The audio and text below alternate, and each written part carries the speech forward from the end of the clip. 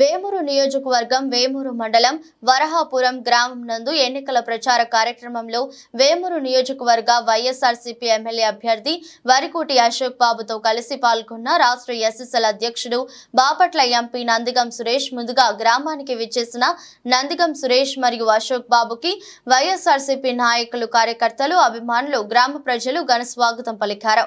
అనంతరం గ్రామంలో గడప గడపకు వెళ్లి ప్రతి ఒక్కరికి అభివాదం చేస్తూ ముందుకు కదిలారు। గ్రామంలోని ఎస్సీ కాలనీ నందు చర్చిలో ప్రత్యేక ప్రార్థనల్లో పాల్గొన్నారు।